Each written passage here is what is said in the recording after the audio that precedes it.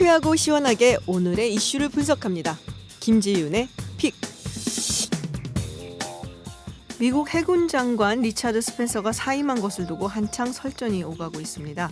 사실은 해고당했다는 것이 정확하겠죠.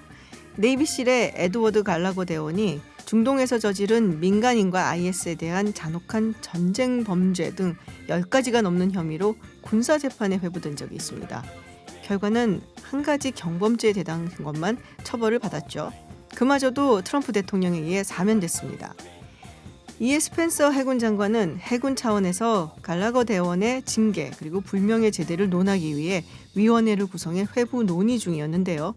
백악관에서는 이 위원회의 활동을 중지하라는 압박을 숨기지 않았습니다. 그래서 결국 스펜서 장관은 갤러거의 네이비실 소속을 유지하게 해줄 테니 위원회 결정에 간섭하지 말라는 일종의 딜을 건넨 듯한데 에스퍼 국방장관은 이를 두고 자기를 건너뛰고 백악관과 딜을 하려 했다며 스펜서 해군 장관을 해임한다는 발표를 합니다. 당연히 트럼프 대통령의 의지가 담겨있는 발표였겠죠. 화제가 된 것은 리차드 스펜서 해군 장관의 편지입니다. 질서 정연함과 규율은 우리가 외국의 압제에 대항해 여러 번 승리할 수 있게 한 원칙이다. 불행하게도 나는 가장 중요한 이 원칙과 관련해 나를 임명한 최고 사령관인 대통령과 같은 인식을 공유하지 않는다는 점이 분명해졌다. 나의 가족과 국기 앞에서 했던 신성한 서약, 헌법을 수호하겠다는 신념에 어긋나는 명령을 받아들일 수 없었다.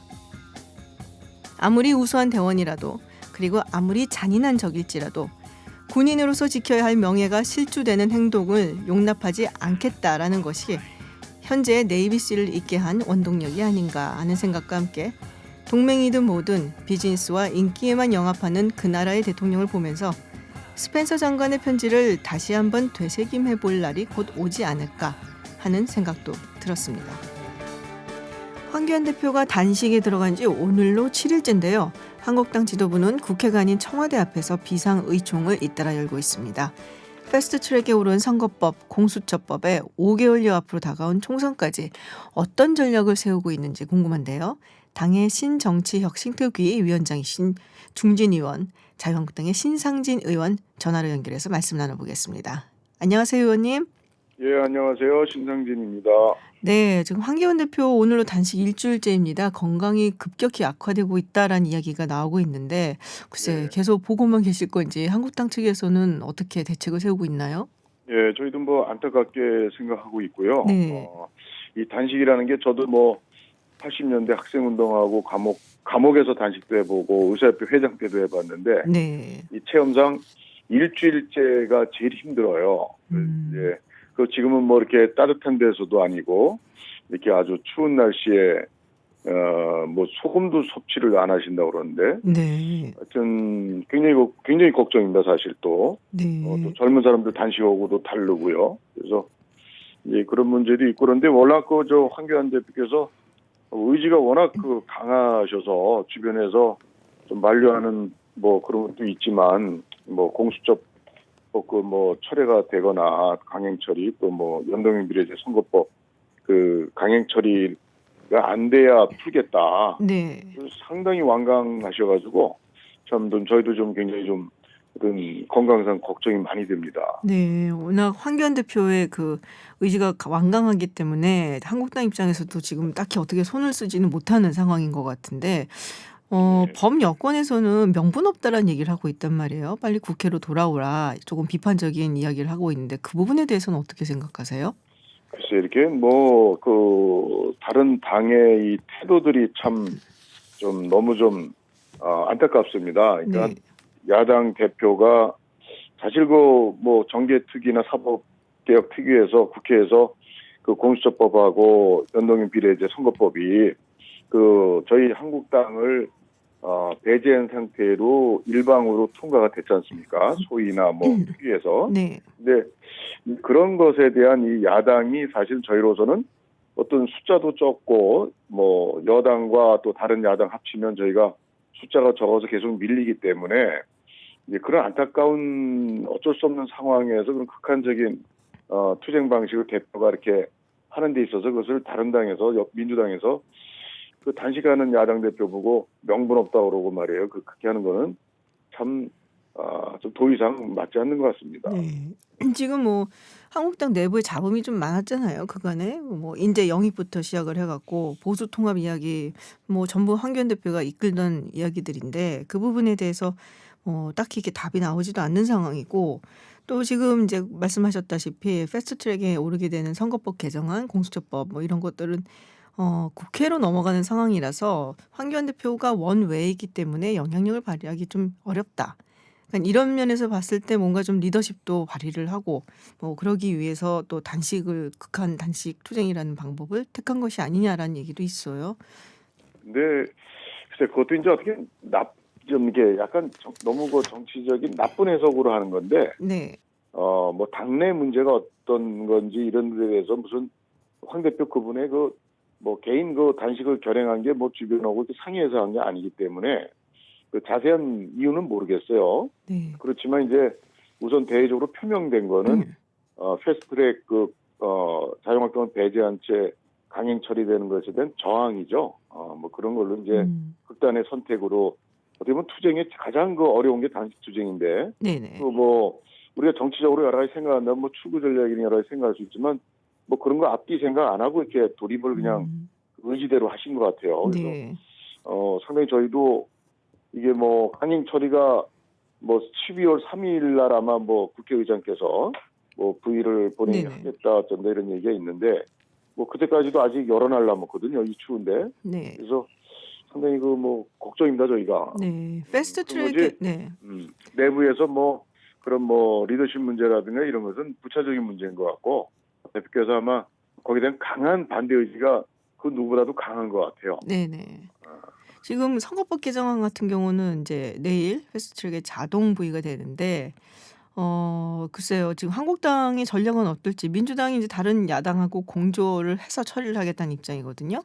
근데 뭐 한국당 측에서 내세우는 비례대표직을 다 없애고 270명으로 가자.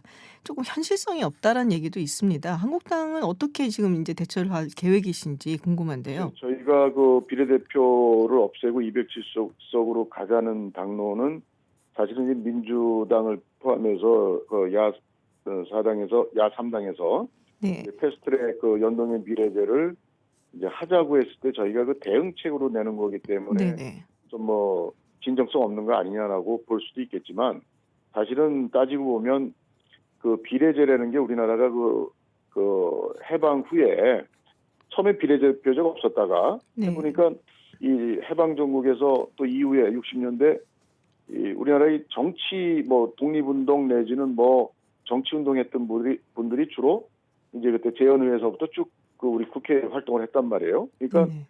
그 당시에 전문직이라고 하는 그런 분들이 국회의원으로 될 수 있는 확률이 적었어요.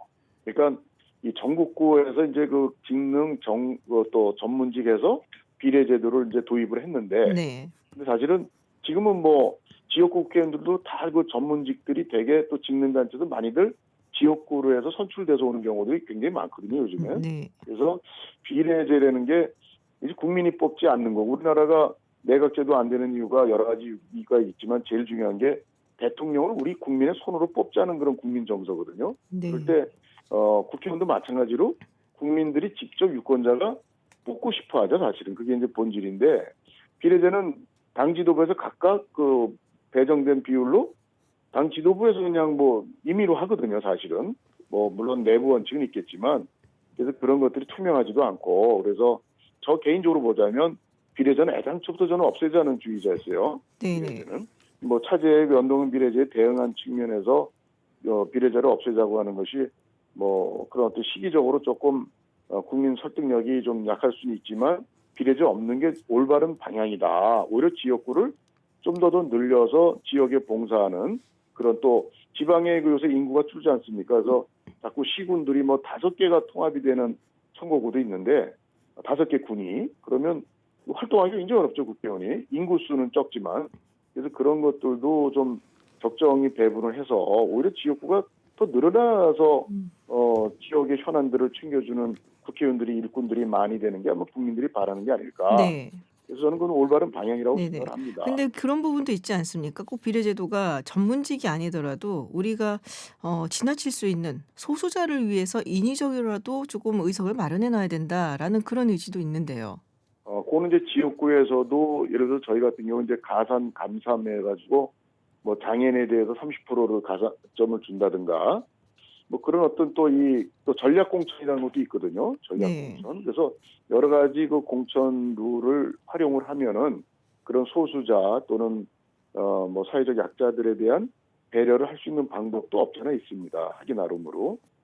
그런 취지에서 오히려 아주 축소해서 일부 비례 비율을 좀 일부 놔두는 것도 저희가 여야 간에 협상을 해서 할 수 있다고 생각합니다. 저희가 뭐 네네. 비례제 100% 없애자라는 게 뭐 양보 못할 그런 당론까지는 아니고요. 네. 그런 방향을 저희는 고수하고 있죠, 현재까지는. 네, 알겠습니다.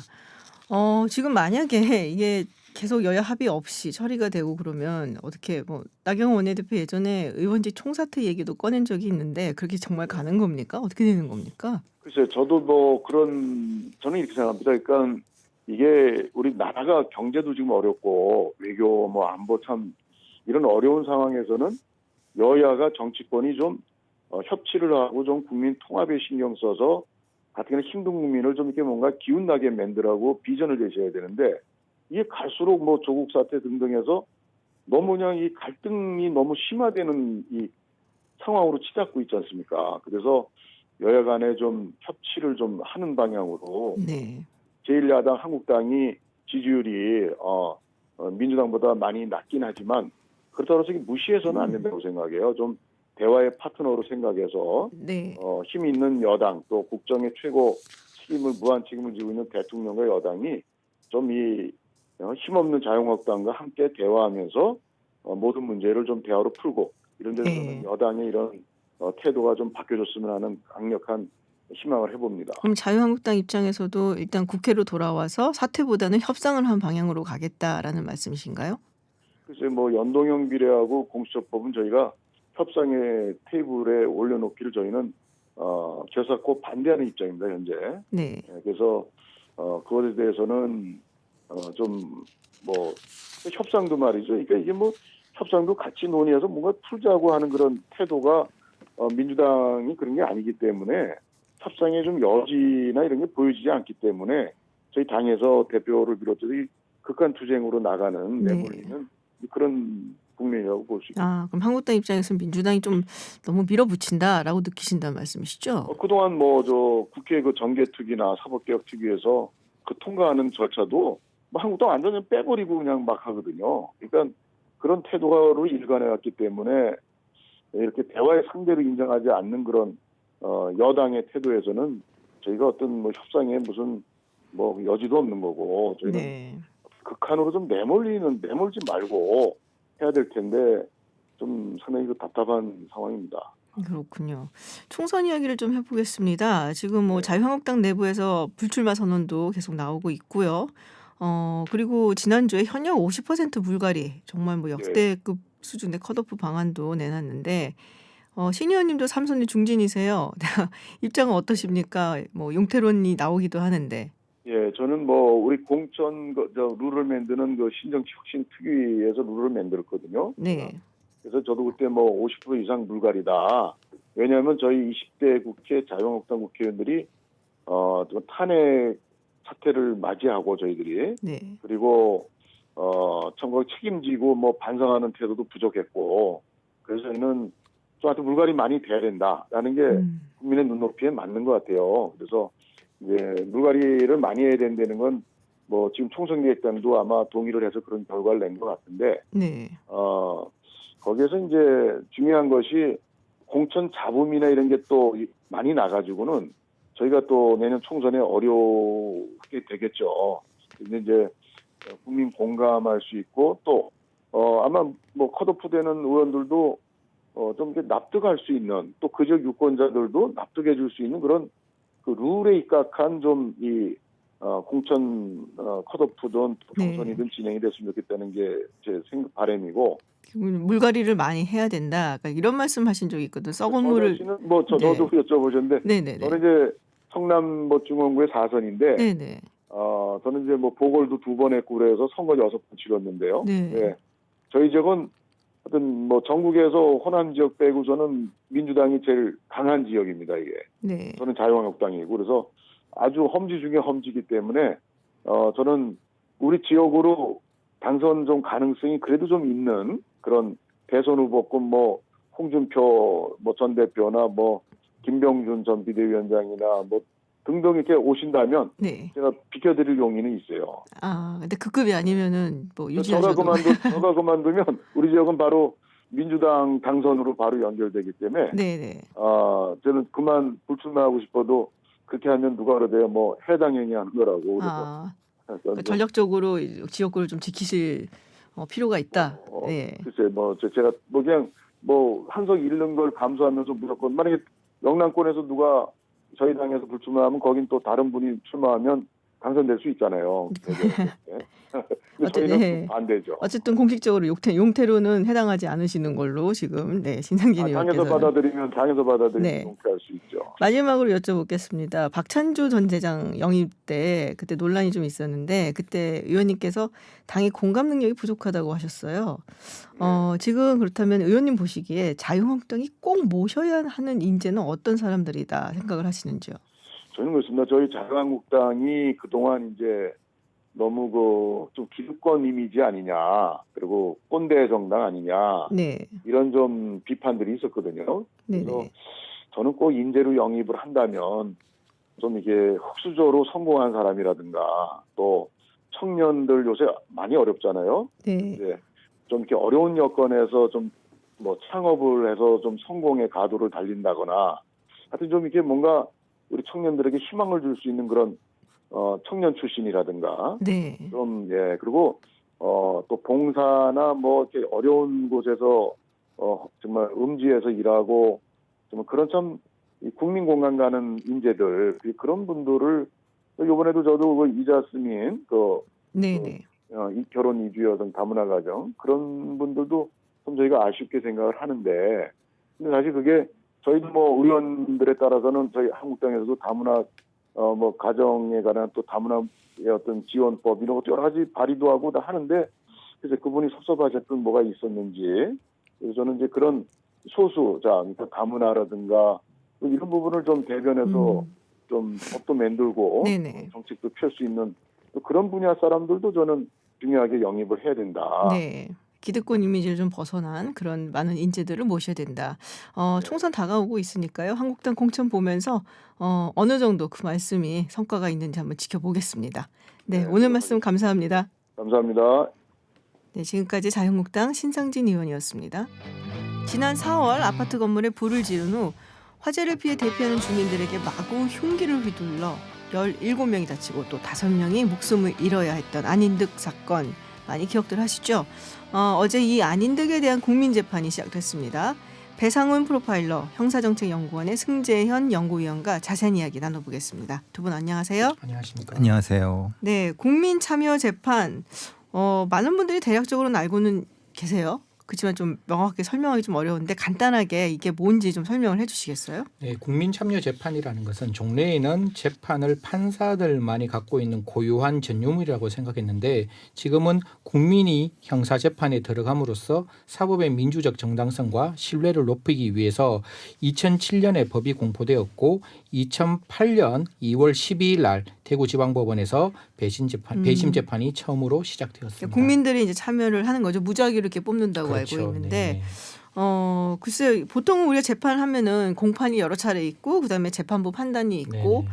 근데 이런 경우에는 굉장히 짧은 기간 동안에 국민들 무작위로 뽑은 국민들이 참여를 해서 판결을 내리는 거잖아요.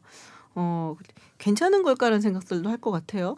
사실 이제 형사재판에 국민이 들어가서 사실 유무죄 판단뿐만 아니라 양형 판단까지 한다는 점에 대해서 네. 많은 국민들께서 과연 혹시나 오판의 소지가 있는 거 아니냐, 혹시나 잘못된 판결이 있으면 네네. 어떡하냐 이렇게 의구심을 많이 가지시는데 사실 굉장히 촘촘하게 재판이 오류가 나지 않도록 여러 가지 장치들이 마련되어 있습니다. 판사님께서 정확하게 형사소송에서 판단될 수 있는 증거 법칙이라든가 그다음에 그 외에 여러 가지 형량에 대한 판단, 양형 기준에 대한 판단을 다 이야기를 해주기 때문에 사실상 일반 시민이지만 그 사건에 대해서는 굉장히 전문적이고 소상한 내용을 알고 있는 것이고 가장 중요한 것은 형사재판에서 가장 중요한 게 국민의 건전한 상식을 반영하고 국민이 신뢰할 수 있는 재판을 받는 네네. 거잖아요. 그렇기 때문에 한 명의 판사가 아니라 3명의 판사가 아니라 일반 국민인 9명이 그 판단에 대한 유무죄 판단, 이 만장일치로 가는 거거든요. 네네. 그렇기 때문에 그러한 판단을 통해서 사법의 민주화에 대한 굉장히 큰 공헌을 할 수 있는 것이고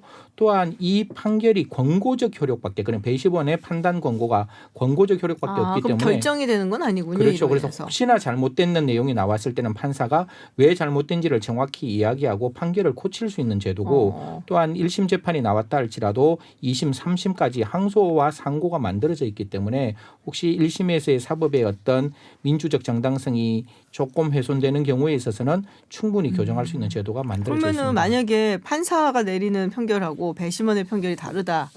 이런 경우에는 판사가 내린 판결이 맞는 건가요? 그렇죠. 어떻게 이제 그럼 시민의 입장은 권고적 효력이고 판사가 하는 것은 이제 1심에 대한 최종적 판단이기 때문에 판사의 그러니까 판단이 2심, 3심에는 지금 그러면 국민 참여 재판이 안 되는 거고요. 네네네 1심만 1심만 가능합니다. 가능한 1심만 것이고. 돼 있고 이거는 참심제입니다. 말하자면 정확히 말하면 배심제가 아닌 거죠. 그러니까 미국식 배심제는 배심원들이 유무죄 판결을 그렇죠. 하는 예. 거죠. 그다음 판사가 양형 그렇죠. 예, 그걸 하고. 큰 차이가 있습니다. 무슨 차이냐면 미국의 그 배심원들은 감금돼 있습니다. 맞아요. 정보를 통제해야 합니다. 네, 예. 왜냐하면 여론 재판 때문에 그렇습니다. 그러니까 우리나라 같이 여론이 엉망인 나라에서 여론 재판일 가능성이 엄청 큽니다. 그렇죠. 왜냐하면은 이렇게 해서 3일 동안 왜 이렇게 짧은 기간 동안 할까라고 의문 나실지 모르지만 우리 같은 경우가 이렇게 짧게 안 하면 이걸 가지고 또 여론에서 한 발을 몰아가면은 그 흔히 말하는 이 배심원들이 그 영향을 안 받을 수가 없습니다. 그렇죠. 그래서 네네. 사실은 이런 제한 장치를 두는데 그래서 이게 단점이 될 수도 있지만 장점도 될 수 있고 그래서 사실 이것에 대한 조금 더 다른 방식의 어떤 개선안도 필요하지만은 네네. 현재로서는 그렇게 하고 있습니다. 아 그렇군요. 제가 옛날에 미국에 있을 때 왜 왔는지 모르겠는데 아마도 이제 그 번호 때문에 온 것 같은데 그 미국의 그 그랜주리라고 하죠. 참여하라는 통지가 왔어요. 근데 저 같은 경우는 미국 시민이 아니니까 이제 안 된다고 그냥 하고 안 갔는데 몰래 한번 가볼까 생각도 했었거든요. 너무 궁금해갖고 그 과정이. 근데 그 얘기를 친구가 해주더라고요. 너 거기 가면 못 나와. 그래서는 휴대폰 네. 다 뺏기고 네네. 완전 차단됩니다. 사실 저번 주에 제가 그 대배심을 보고 왔어요. 아, 미국에 그랬어요? 잠시 이제 저희들 네네. 이제 10년이거든요. 이 배심 제도가. 그래서 네네. 우리가 어떻게 개선을 할지를 보고 왔는데 미국 같은 경우에는 우리나라와 조금 생각이 다른 것 같더라고요. 배심 제도에서 이 배심원으로 가는 것을 영광스럽게 생각하고 네네. 그것을 국민의 의무로 생각하기 때문에 한 일주일, 2주일 그 당시에 땡스기빙이 있었는데도 네네. 불구하고 그 사이에 자기들이 그걸 포기하고 그 재판에 어. 임하겠다라는 모습도 많이 보여서 우리 대한민국도 좀 더 이런 어떤 사법에 대한 어떤 민주적 참여가 조금 더 늘어났으면 하는 마음입니다. 그렇군요. 근데 이제 이 아닌 듯 같은 경우가 국민 참여 재판을 본인이 선택한 거죠, 이게. 예, 본인이 하겠다고. 원한다고 하면 신청하면은 네네. 재판부가 판단하게 돼 근데 있습니다. 이게 여론이 좋진 않거든요. 아닌 득에 대해서 썩 딱히. 예, 그렇습니다. 그럼 본인한테 좀 안 좋은 결과가 나올 수도 있고 또 심신미약이라는 부분이 많은 여론에서는 이게 다 핑계다라는 얘기도 많고 그러니까 전문가하고 좀 다른 생각을 할 수가 있단 말이에요. 근데 굳이 왜 국민재판을 선택을 한 걸까요? 그래서 아닌득의 범죄 유형을 볼 필요가 있습니다. 프로파일들이 보는 아닌득의 범죄 유형은 그러니까 어서로트 킬링이라고 합니다. 권위살인이라는 개념을 권위살인. 쓰는데 예, 말하자면은 자신을 공격한 사람을 직접 하는 것이 아니라 대체되는 말하자면 공무원, 경찰, 소방관들 그러니까 자기와 가장 촉점에 있는 시스템을 대표하는 사람들을 무작위로 죽이는 그래서 킬링이란 말을 쓰는 거예요. 머더가 아니라 킬링이란 킬링. 말을 쓰는 건데요. 그러니까 이제 아닌득은 자기가 어떤 불이익을 받아왔다. 시청의 네네. 공무원들이 날 억압하고 무엇인가 시스템이 날 했기 때문에 무엇인가 내가 불만이 있고 불만을 들어줘야 되는데 그래서 뭔가를 해야 된다. 근데 하필 내 윗집에 있는 누군가가 그걸 했기 때문에 내가 그 사람들 죽인 거다. 그러니까 자신의 원인과 결과가 다른 겁니다. 즉 자신이 받은 어떤 원인과 네네. 자신이 행한 결과 자체가 차이가 나는 이걸 오서러트 킬링이라고 하거든요. 그러니까 이것은 본인의 어떤 망상적인 어떤 원인하고는 전혀 관련이 없습니다. 보통의 오서러트 킬링의 범죄자들은 망상사파를 많이 가지고 있습니다. 그렇기 때문에 이게 망상이죠 사실은. 네네. 자기를 공격한 사람을 직접 가서 그, 대통령을 죽이거나 네네. 아니면 장관을 죽여야 되는데 그렇게 힘 있는 사람 못 죽이니까 약한 대신 누군가 약한 약자를 대체물을 죽이는 그러니까 형태. 경찰이라든지 이런 공공기관에 있는 사람들한테 원한을 가지고 있어서 이 사람들한테 복수를 한다라고 생각을 하고는 주변에 있는 약자를 공격하는 그게 이제 어서트 킬링의 핵심이다. 그러해서 자기는 알려야 되겠다. 내가 형량을 뭐로 받든 상관없다. 알려야 되기 때문에 난 꼭 민첩민을 꼭 해야 되겠다. 라고 해서 변호인을 그러니까 시스템이 나쁜 점을 알려야 된다. 그렇죠. 그 변호인은 하지 말라고 한 거를 변호인을 설득한 거죠. 거꾸로. 굉장히 특이한 정신세계인데요. 아닙니다. 오서러트 킬링의 범죄자들은 네. 이런 걸 가지고 있고 이런 범죄자들은 여럿 있습니다. 옛날에 작년인가 봉화 엽총살인의 그 네네네. 사람도 역시 오서러트 킬링이라고 볼 수 있습니다. 아 그렇군요. 근데 자기가 이렇게 뭐지 막 이렇게 아닌데 재판정에서 막 혼자 막 이렇게 쭈글쭈글 거리기도 하고 막 이런 부분이 있었다 그러는데 그거는 그러면 계획된 건가요? 아니면은 그냥 정말로 약간 정신적으로 문제가 있어갖고 그렇게 얘기를 한 건가요? 조현병도 단계가 있습니다. 그 초기 단계가 있고 중기 단계가 있는데 아마 국립법무부병원의 의료부장께서는 네네. 조현병의 단계가 조금 올라간다고 보셨고요. 그렇기 때문에 이런 부분에 있어서는 자신의 어떤 다른 감각은 들어오지 않고 자기 말만 하는 형태입니다. 그러니까 검사가 무슨 논고를 하거나 다른 증인들 얘기해도 자기 얘기만 하는 겁니다. 그러니까 그거는 어떤 목적을 가지고 했다기보다는 이런 증상일 수 있습니다. 증상일 수 있다. 그럼 심신미약으로 인정이 될 수도 있다라는. 그런데 여기서 말하는 심신미약은요. 네네. 여기는 의학적인 것과 네네. 형법적인 게 다른 겁니다. 그러니까 검사도 그런 얘기를 하는 거죠. 네. 법무병원의 의료부장은 이 사람이 분명히 조현병 환자고 심신미약이다라고 얘기를 했습니다. 감정사 나왔는데 검사는 그게 아니다. 형법 10조에서 말하는 심신미약이라는 것은 형법적 개념. 즉 사리 분별만 되면 되는 거지 의료적으로 조현병이 몇 단계인지는 중요하지 않다는 겁니다.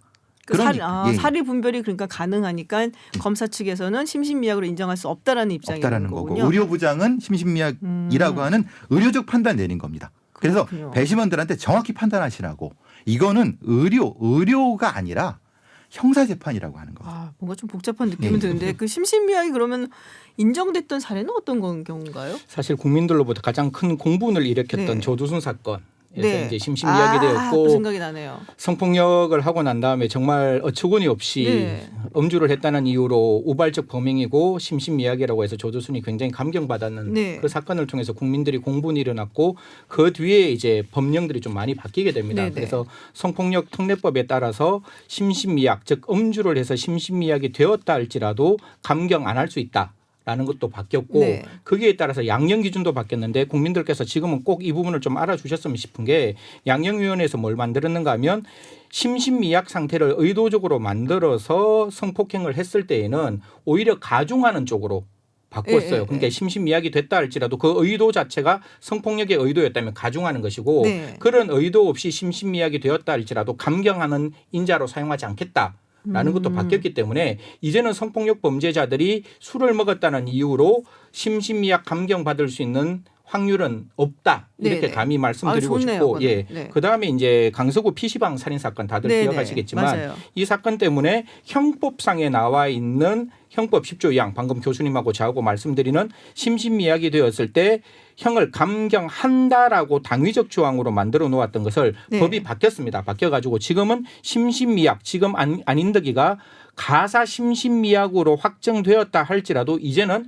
형을 감경할 수 있기 때문에 법원에서 그 형을 감경 안 할 수도 있고 감경할 수도 있는 재량권이 만들어졌는 법원의 거죠. 재량권이 있게 됐다. 네, 그렇게 되었습니다. 아, 그럼 법원 판단이 굉장히 중요해지겠네요. 그러면 이제부터는 그러면은 지금 어쨌든 그래도 조사 과정에서 심신미약, 심신상실 이런 걸 판단하잖아요. 좀 조사를 해갖고 그러면은 그 과정에 혹시 참여하신 적도 있으세요? 지금은 프로파일러들은 참여하지 않고요. 네네. 프로파일러들은 경찰 단계에서 하고 경찰 단계에서. 지금의 심신미약을 판단하는 것은 국립법무법원에서 네. 일정 기간 동안 그 일종의 격리시킨 다음에 네네. 여러 가지 관찰도 하고 뭔가 자극도 주고 그게 2주가 될 수도 있고 3주가 될 수 있습니다. 한 달까지 가능한데요. 네. 기억하실지 모르겠지만은 인천의 초등학생을 잔혹하게 죽인 사건의 그 네네네. 여고생이 있습니다. 그걸 심신미약을 주장하겠는데 그거를 판정하기 위해서 2주 정도로 제가 기억하는데 여러 가지를 관찰합니다.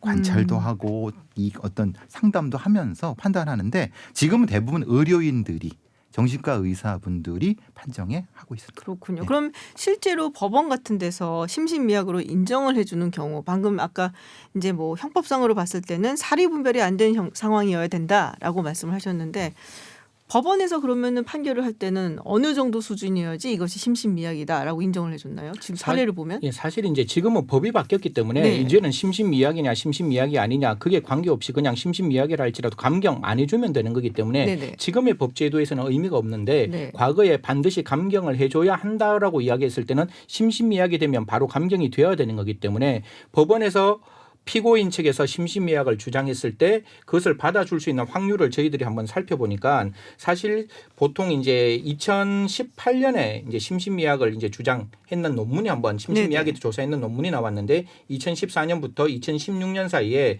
1심에서 피고인이 심신장애를 주장한 사례는 약 1,597건 정도가 되었고 이 중에서 법원은 305건 정도를 심신미약을 인정했기 때문에 퍼센테이지는 굉장히 적은 퍼센테이지인 그러네요. 거죠. 생각보다 굉장히 낮네요. 왜 그런가 하면 지금 그 아까 교수님이 말씀했다시피 범죄 당시에 이 사람이 심신미약이라고 판단돼야 되는데 지금 심신미약이라고 해서 범죄 당시에 심신미약인지를 확인하는 건 굉장히 어려울 수가 있잖아요. 그래서 그렇죠. 우리 10조 2항에 보면 심신장애로 인하여 사물의 변별 능력이나 의사결정 능력이 없어야 되기 때문에 이미 이 사람이 정신병이 있고 그 정신병이 범죄 당시에 현출이 되어서 범행 당시에 의사결정 능력이나 그다음에 사물의 변별 능력이 없었다는 걸 확인해야 되는데 지금 의료부장이 이야기하는 거는 그냥 조현병이 있고 그 당시에 그럴 것이다라는 것으로 그쳤기 때문에 정확하게 그 당시에도 그 현상이 있었어야 된다는 말씀이시죠. 그거죠. 그것을 판사가 규범적으로 판단하는 거였기 때문에 판사 입장에서 그걸 쉽게 받아주는 거는 굉장히 어려웠다. 그리고 그 조두순 사건 이후로 당연히 심신미약에 대한 국민적인 어떤 여론이 굉장히 안 좋았기 때문에 옛날에는 쉽게 인정되었던 어떻게 보면 좀 죄송스러운 말씀이지만 어떻게까지 말했는가 하면 변호사가 술 먹었다. 그걸 법정에 주장해라. 그래야 감경받을 수 있으니까 이런 논의가 옛날에 있었는데 그게 굉장히 엄격해지고 판단하는 게 굉장히 어려워졌다. 이렇게 말씀드립니다. 검사는 그런 얘기를 했습니다. 사랑과 계를 구별할 수 없으면 심신미약이다라고 이번 재판에서는 얘기를 했습니다. 그 정도 아니면 심신미약은 아니다라고 얘기해 주셨습니다. 사람과 개를 구별 못하면 심신미약이다. 심신미약이고. 그 정도까지 이번 검사는 그 얘기를 했습니다. 그러니까 절대 심신미약은 안 된다는 거죠. 그렇군요. 근데 사실 그런 얘기들도 많아요. 이게 정말로 정신질환을 가진 분들도 계시거든요. 근데 이런 범죄가 일어날 때마다 이게 정신질환을 가진 분도 굉장히 괴롭거든요. 사실 일상생활에서. 근데 이런 분들을 전부 다 매도하는 그런 현상도 일어날 수 있어서 굉장히 안타까워하고 그런 이야기들이 있더라고요. 특히 조현병 같은 경우는 조현병을 가지신 분들, 환자분들이 매우 힘들어하시는데 그래서 더욱 이번 재판이 좀 의미가 있지 않을까라는 생각이 좀 듭니다. 두 분께 여쭤볼게요. 내일 선고가 나온다고 되어 있단 말이에요. 국민참여재판. 물론 이것이 확정적인 것은 아닙니다만은 어떤 결과가 나올 걸로 예상을 하시는지. 네. 예, 뭐 어쨌든 선고 자체는 계획적 살인으로 갈 가능성은 제일 높습니다. 문제는 이제 그 과정에서 얼마만큼의 안인득이 주장하는 바를 받아주느냐. 사실은 안인득은 그걸 원하는 거니까. 근데 그걸 거의 받아들이지 않을 것 같습니다. 본인이 주장하는 바를 받아들여주기를 원하는 건데 들어주기를 원하는 건데 그럴 것 같지는 않다. 네, 우리 연구위원님은 사실 이 사건 자체가 5명의 생명을 빼앗아 갖고 17명이 다쳤던 사건이기 때문에 저는 비록 안인득이가 심신미약이라고 확정된다 할지라도 아까 제가 말씀드렸다시피 감경하느냐 감경 안 하느냐는 국민의 법감정 문제인 것이고 그 부분에 대해서 배심원들이 그걸 안 받아주면 그냥 감경 안 된 상태에서 형이 나올 건데 이 정도 사건이면 우리나라에서 가장 중한 형이 나오지 않을까 사형이 나오지 않을까라는 조심스러운 추측을 하고 만약에 감경한다 할지라도 사형을 감경하면 무기징역이거든요. 그렇죠. 그렇기 때문에 적어도 사형 아니면 무기징역까지는 형량은 확보되어 있다 이렇게 조심스러운 말씀을 드리고 싶습니다. 네, 두 분 다 좀 엄중한 형량이 나올 것이다라고 예측을 해 주셨습니다. 네, 오늘 심심이약 이야기 또 국민 참여 재판 이야기 좀 나눠봤습니다. 지금까지 형사정책연구원 승재현 연구위원 그리고 배상훈 프로파일러와 함께했습니다. 오늘 말씀 고맙습니다. 감사합니다. 네, 어제에 이어 오늘 부산에서 아세안 10개국 정상과 아세안 사무총장 등이 참석한 한 아세안 특별 정상회의가 열렸습니다. 내일은 또 제1차 한 메콩 정상회의가 열릴 예정인데요. 이번 정상회의가 어떤 의미가 있는지 그리고 한국과 아세안 국가와의 경제협력 왜 중요한지 아산정책연구원 이재현 선임연구위원과 함께 이야기 나눠보겠습니다. 안녕하세요. 예, 안녕하세요. 네, 어제 부산 다녀오셨다고요? 예. 네, 왜 다녀오셨어요? 물론 이거 보러 가셨겠지만. 이렇게 운 좋게도 한아세안 특별정상회의 환영만찬에 한 자리 초청을 받아가지고 다녀왔습니다. 식사 뭐 나왔어요? 한식으로 나왔거든요. 네, 잘 나왔어요? 갈비도 나오고 어휴. 약간의 밥. 그 디저트가 의미가 있었어요. 어떤 거였는데요? 그러니까 문 대통령 이야기하신 것처럼 한국하고 동남아 국가들이 공통으로 가지고 있는 문화가 쌀 문화. 아하. 거든요. 그래서 메콩 지역의 쌀하고 한국의 쌀하고 같이 섞어서 만든 떡이 디저트로 나왔습니다. 오, 그렇군요. 협력이 필요하다라는 거에도 쌀로 예. 의미를 만들었군요. 네. 지금 이제 청취자를 위해서 그 한 아세안 특별 정상회의 이게 도대체 어떤 회의인지 좀 간략하게 설명 좀 해주세요.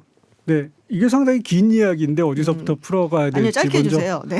회원국들이 동남아시아 지역에 있는 10개 국가가 아세안의 회원국이고요. 뭐 흔히 아세안 회원국들은 다 아실 것 같고 아세안이 아세안 지역 외의 국가들하고 대화 상대 관계를 맺습니다. 그러니까 네. 국가 대 국가의 수교와 같은 관계죠. 한국도 대화 상대국이고요. 이 대화 상대국들은 보통 10년에 한 번씩 그 대화 상대국이 된 거를 기념해서 특별 정상회의를 엽니다. 아하. 그런데 한국은 올해 3번째 특별 정상회의를 네. 연 거고 한국은 특이하게도 5년에 한 번씩 열었습니다. 5년에 한 번씩. 예. 그래서 지금 열리고 있는 이 특별 정상회의가 한 아세안 관계 수립 30주년을 기념한 특별 정상회의죠. 그렇군요. 그러니까 아세안 국가들이 대화 상대를 아세안 밖에 대화 예. 상대국하고 이렇게 관계를 맺는데 그거를 이제 기념하는 그런 예, 게 이제 맞습니다. 한 아세안 특별 정상회의다라고 말씀을 하셨어요. 사실 우리 외교가 중국, 일본, 뭐 미국 이렇게 거의 편중돼 있잖아요. 예. 뭐 외신부 봐도 다 그쪽 나라들한테 편중돼서 나오고 있고. 근데 최근 들어서 아세안의 중요성이 점점 강조가 되고 있단 말이에요. 특히 예. 미국하고 중국하고 무역 갈등이 있다 보니까 막 기업들도 이건 중국에 계속 있다가 안 되겠다. 뭐 이래갖고 아세안 쪽으로 돌리는 기업들도 굉장히 많고 또 아세안 국가들이 여러 가지 면에서 경제적으로 발전 가능성이 높다라고 평가를 한단 말이에요. 그래서 그런지 기업 총수들도 굉장히 많이 참석했다고 네. 해요. 네, 어떻게 보세요? 아세안의 발전 가능성. 아세안의 발전 가능성은 뭐 더 이야기하면 그러니까 말할 수 없이 많은 지표들이 증명을 하는데 일단 네. 기록이 연 5%에서 7% 꾸준히 성장을 하고 있고요. 굉장히 그다음에 엄청난 그 천연 자원을 네. 보유하고 있고 그다음에 한국과 달리 평균 연령이 30세가 안 되는 지역이 동남아시아 지역이거든요. 평균 연령이 30세가 안 돼요. 예. 그래서 젊은 인구로 구성이 되어 있고 아직 개발도상국들이 많아가지고 성장 잠재력이 무궁무진합니다. 네. 그래서 중국에서 이제 무역 전쟁 뭐 이런 여파 등으로 인해서 밀려난 중소기업부터 시작을 해서 동남아로 좀 많이 이전했고 뭐 그 이전에 중국이 아니라 동남아로 아예 먼저 진출한 한국 기업들도 상당히 많고요. 그렇군요. 근데 정치적으로도 안정이 되어 있나요? 사실 이 부분도 굉장히 중요하잖아요. 정치적으로 많이 안정이 되어 있습니다. 사실 뭐 어떤 국가들은 우리가 생각하는 민주주의에 조금 못 미치는 국가들도 분명히 많이 못 있지요. 미친 데도 있던데요. 예. 뭐 외교적으로 네. 이야기하자면 조금 못 미치는 국가들도 있고 그럼에도 불구하고 뭐 안정이라는 측면에서 사실은 아세안이라는 네. 동남아 국가연합을 만든 게 그 안정을 위해서거든요. 안정이 되어야만 경제 성장도 할 수 있고 투자도 받아들일 수 있기 때문에 그래서 그 점에 대해서는 뭐 크게 걱정은 안 해도 되겠다라는 것이 제 생각입니다. 그렇군요.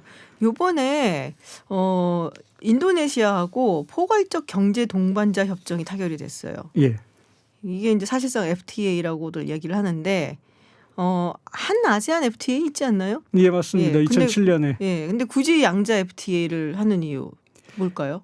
그 재밌는 포인트인데 한국이랑 아세안 10개 국가가 한꺼번에 모여서 양자 FTA를 하다 보면은 네. 아세안 국가들 안에 이해관계가 다 서로 다르죠. 강점을 네. 가진 품목이 있고 아닌 품목이 있고 민감한 품목이 있고 이런 민감한 품목들을 다 빼버리거든요. 그러니까 그 공통 분모만 모으면은 교집합만 모았다. 그렇죠. 커버할 수 있는 범위가 크지 않고 따라서 실효성이 아무래도 떨어지게 되죠. 그러니까 아하. 국가별로 이 나라하고는 우리가 이런 것들을 특별히 교역을 하는데 이거를 FTA 품목에 넣어야겠다. 그래서 추가로 양자 FTA를 또 추진하게 되죠. 그렇군요. 그러니까 EU하고는 굉장히 좀 다르군요, 성격이. 예.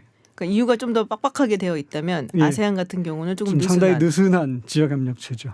그렇군요. 인도네시아가 이렇게 큰 국가인 줄 몰랐다는 사람들이 많아요. 네. 예, 세계 인구 4위라고 그러니까 인도네시아가 4위? 막 이런 굉장히 많이들 놀라시는데 사실 요번에 이제 우리 정부 측에서 이 한 아세안 특별 정상회의에 이렇게 심혈을 기울이는 것 이유 중에 하나가 신남방 정책이 들어가 있기 때문이라는 이야기를 많이 합니다. 예. 네, 이 신남방 정책 어떤 것인지 왜 그렇게 심혈을 기울이는지 좀 설명해 주시겠어요? 이제 지금 열리고 있는 특별정상회의가 더 의미가 있는 거는 신남방 정책이 있었기 때문이죠. 신남방 정책과 특별정상회의가 시너지를 내서 더 의미가 있는 거고 신남방 정책은 2017년 문재인 대통령 취임한 직후에 인도네시아 순방 때 발표한 정책이고요.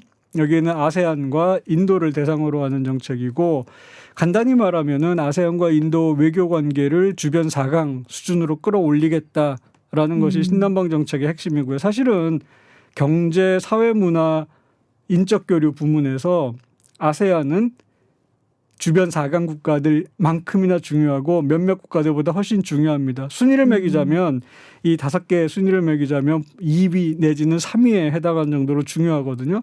그런데 우리 외교 아젠다에서는 상당히 낮은 위치에 네네. 있었죠. 그걸 끌어올리겠다라는 이야기입니다. 간단히 얘기하면. 근데 저도 굉장히 놀랐던 게 베트남이 우리 교육부 그 순위에서 굉장히 많이 올라왔더라고요. 베트남 한 국가만 놓고 봐도 우리의 네네. 교육 순위 4위입니다. 그러니까요. 예. 예전에 우리가 보통 생각하기에는 뭐 중국, 미국, 뭐 일본 뭐 이런 식으로 쭉 생각했었거든요. 중국, 미국, 일본, EU 뭐 EU, 이렇게 나가죠. 예. 근데 아세안을 합쳐놓으면은 두 번째입니다. 두 번째로 우리 그럴 무역의 수 있겠네요. 17%를 아세안이 담당합니다. 또 뭐 한류 열풍도 있다고 하니까 여러 가지로 한국한테 상당히 좀 매력적인 마켓이 아닌가 네. 뭐라는 생각이 좀 들기는 하는데 그거는 우리가 보는 시각이고 아세안 국가들은 한국을 어떻게 바라보는지 좀 아세안 궁금한데요. 국가들이 한국을 바라보는 거를 좀 두 가지로 이야기를 하면 첫 번째로는 한국은 상당히 매력적인 국가인 거는 맞아요. 지금으로서는. 네. 한류도 있고 뭐 주변의 큰 나라들 아세안에 적극 구애를 하고 있지만 사실은 동남아 국가 사람들이 따라서 하고 싶다, 닮고 싶다라고 느끼지는 못하거든요. 근데 한국은 한류도 있고 뭐 이런저런 이유로 해서 그런 생각들을 많이들 하는 것 같아요. 동남아 한국에 사람들이. 대해서는. 예, 맞습니다. 그리고 또 한 가지로는 한국으로부터 나름 배울 점이 많다라고 동남아 국가들이 생각을 하죠. 경제 성장과 민주화라는 두 마리 토끼를 한꺼번에 잡았던 독특한 경험 이런 것도 있고 신남방 정책에 대해서도 지금 동남아 국가들이 처음에 솔직히 말하면 반신반의했어요. 네. 이번에는 다를까 한국이. 그런데 지금 2년째 계속 끌어오고 있고 특별정상회의도 개최하고 구체적인 협력 사업들이 나오고 하면서 지금은 이제 믿는 분위기죠. 한국이 이번에는 꽤 진지하구나. 이번에는이라고 말씀을 하신 거 보면 그 전에도 이런 말은 있었는데 잘 안 지켜졌다는 얘기인가요? 그러니까 지난 정부들에서도 김대중 정부 때는 조금 달랐고요. 네. 그 이후 정부들에서는 아세안이 중요하지라고 이야기해놓고 돌아서면 잊어버리는 거죠. 돌아서면 잊어버리는. 예, 아세안이 중요하지. 그런데 북한에서 미사일 한번 쏘면은 또 잊어버리고 미국하고 무슨 일 있으면 잊어버리고 그게 계속 반복됐던 거거든요. 그러니까 아세안 국가도 이번에 한국이 계속 끌고 갈까? 이거에 대해서 의심이 처음엔 있었던 거죠. 양치기 소년이 아닌가. 맞습니다.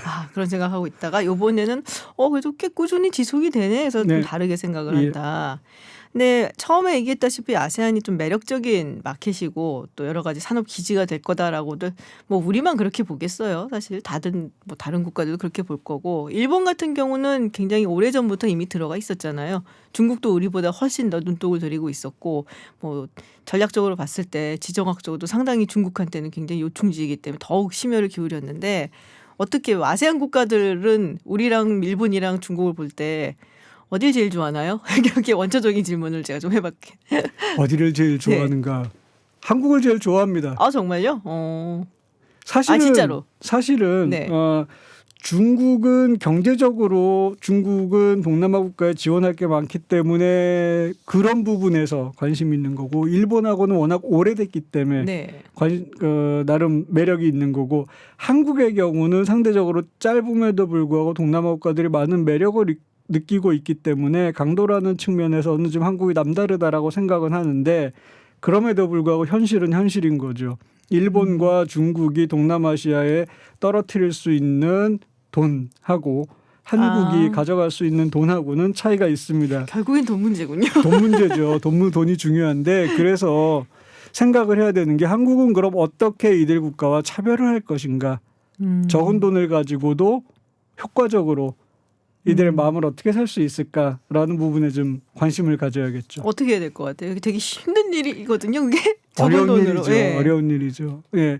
그럼 뭐 몇 가지 좀 이야기를 할 수 있는 게 있는데 가장 뭐 중요하다고 생각되는 거는 역시 한국이 가진 진정성을 보여주는 게 가장 맞지 않나. 뭐냐면은 미국이나 일본이나 중국이나 아세안에 접근을 하고 아세안을 지원할 때는 나름 그들의 숨은 전략적인 의도가 있어요. 아세안하고 친구가 돼가지고 뭐를 해보겠다라는. 네네. 한국은 그럴 정도의 사이즈가 안 되죠.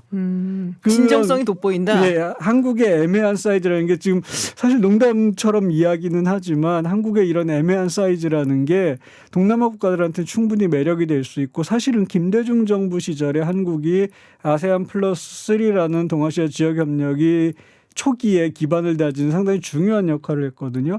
그때 중요한 역할을 할 수 있었던 게 일본이나 중국이 뭔가 제안하면 서로 견제를 해요. 일본하고 중국 사이에. 네네. 한국이 제안을 하면 누구도 반대를 안 해요. 슬픈 현실이지만 네, 관심이 네. 좀 없군요. 네. 관심이 없다라기보다는 그거를 우리가 어떻게 활용하는가라는 게 중요하겠죠. 그렇군요. 그러니까는 뭔가 좀 불리한 입장에 있는 것 같지만 오히려 그게 더 유리할 수 있다. 그리고 예. 아세안 국가들 입장에서 바라봤을 때는 꽁꽁이가 없어 보인다. 일단은 네. 뭐 그런 부분이다라는 생각이 들고 한 메콩 정상회의가 내일 있단 말이에요. 예. 이건 뭔가요? 우리가 흔히 아시겠지만 동남아시아에서 가장 큰 강 메콩강, 네. 메콩강이라고 이야기하면 안 되고 메콩이 그냥 강까지 포함한 말인데 메콩강 주변 유역에 5개 국가, 동남아 국가가 있거든요. 네네. 베트남, 라오스, 캄보디아, 미얀마 그리고 태국까지 네네. 이 국가들만 모아서 별도의 정상회의를 한번 하는 겁니다. 그게 왜 중요한가요? 왜 중요하나? 동남아시아의 개발도상국들이 이 지역에 다 모여 있고요. 첫 번째로. 네네. 그래서 성장 잠재력이 있고 두 번째로는 되게 오랫동안 동남아시아 국가들 사이에서는 이제 숙제로 남아있는 아젠다예요. 메콩강 유역을 어떻게 개발을 해가지고 이들 국가의 경제 성장을 도모할 것인가라는 문제. 세 번째로는 중국도 미국도 일본도 지금 메콩강 지역에 상당히 눈독을 들이고 있고 많은 지원을 하고 있습니다. 어떤 사람들은 남중국해 분쟁 아시죠? 네네. 메콩강이 강대국들 사이에 제2의 남중국해가 될 수도 있겠다라는 이야기까지 할 정도로 경쟁이 심하거든요. 근데 물론 한국이 여기 경쟁을 하러 들어가는 건 아닙니다. 한국이 지역에서 이제 중견 국가로서 개발도상국들의 성장을 도와야 된다라는 중견국으로서의 책임이라는 부분이 있고 그런데 초점을 두어서 어떻게 우리가 메콩 지역에 의미 있는 도움을 줄 수 있을까라는 생각을 하고 2010년부터 외교장관 회의를 해왔고 이제 그거를 업그레이드 시켜서 네. 격상시켜서 정상회의를 정상회의로. 하게 된 거죠. 그렇군요. 어떻게 보면 아세안의 핵심이다. 그래서 여기에 굉장히 우리가 조금 더 눈독 미래다. 미래다. 얘기할 핵심이 수 아니라 있죠. 미래다. 그래서 우리가 좀 더 예의 주시해야 된다라는 예. 말씀이셨고요. 네, 마지막으로 아세안과 한국 꼭 협력을 해야 된다라는 가장 중요한 이유 한 가지 대주시죠. 간단히 이야기하면은 이렇게 이야기하겠어요. 아세안은 한국에 있어서 지연된 미래다. 지연됐다라는 거는 우리가 훨씬 이전부터 관계를 발전시키고 협력을 해왔어야 하는데 그러지 못했다라는 의미에서 지연됐다. 네. 미래라는 거는 물론 우리한테 안보적으로 경제적으로 주변의 강대국이 상당히 중요합니다. 그만큼이나 한국의 미래 이익을 위해서는 아세안도 중요하기 때문에 그런 의미에서 한국의 미래다. 그래서 저는 지연된 미래이기 때문에 아세안과 협력이 매우 중요하다라고 네. 말씀드리고 싶습니다. 지연된 미래. 네, 멋있는데요, 왠지 말이. 그렇죠. 네, 앞으로 더 바쁘시겠어요? 글쎄요. 네, 계속 모르겠습니다. 바빠지실 것 같습니다. 네, 오늘 말씀 감사하고요. 또 오늘 내일 스케줄 많이 잡혀 있다고 하시니까 네, 힘내시고요. 네, 감사합니다. 네, 고맙습니다. 네, 지금까지 아산정책연구원 이재현 선임연구위원과 함께 이야기 나눠봤습니다. 네, 김지윤의 이브닝 쇼 오늘 방송은 여기까지입니다. 엔딩곡으로 브라이언 애덤스의 헤븐 띄워드립니다. 저희는 내일도 6시에 여러분 기다리겠습니다. 김지윤이었습니다.